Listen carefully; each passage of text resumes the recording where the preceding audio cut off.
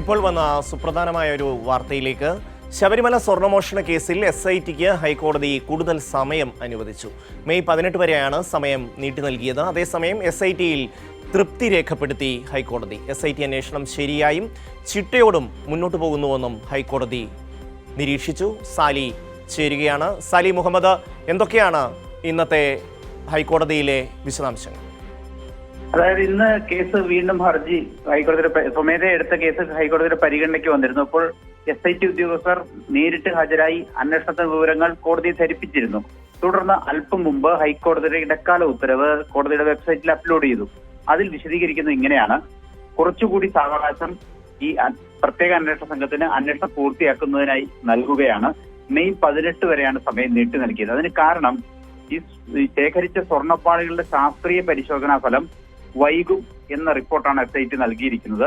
അതായത് ഏപ്രിൽ അവസാനത്തോടുകൂടി ഒരു മാസം കൂടി കാലതാമസം വരും ഈ പരിശോധനാ ഫലം ലഭിക്കാൻ. അക്കാര്യം ജംഷഡ്പൂർ മെറ്റലർജിക്കൽ ലാബ് ഇക്കാര്യം അറിയിച്ചിട്ടുണ്ട് എന്നും SIT വ്യക്തമാക്കി. തുടർന്നാണ് ഇക്കാര്യത്തിൽ കുറച്ചു സാവകാശം കൂടി നൽകിയത്. അങ്ങനെയാണ് മെയ് 18 മുൻപ് അന്വേഷണം പൂർത്തിയാക്കി ഒരു റിപ്പോർട്ട് നൽകണം എന്നാണ് ഇപ്പോൾ കോടതി നിർദ്ദേശിച്ചിരിക്കുന്നത്. ഒപ്പം തന്നെ അയൽ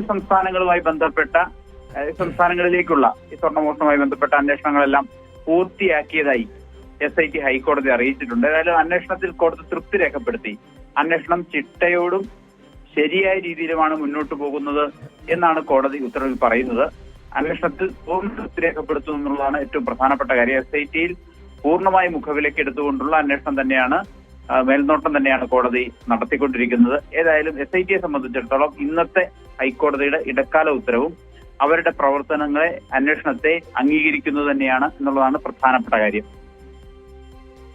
ശബരിമല സ്വർണ്ണമോഷണം സംബന്ധിച്ച SIT അന്വേഷണത്തെ ഹൈക്കോടതി പ്രശംസിച്ചിരിക്കുന്നു. കൂടുതൽ സമയം നൽകിയിരിക്കുന്നു. സാലിയാണ് വിശദാംശങ്ങൾ നൽകിയത്.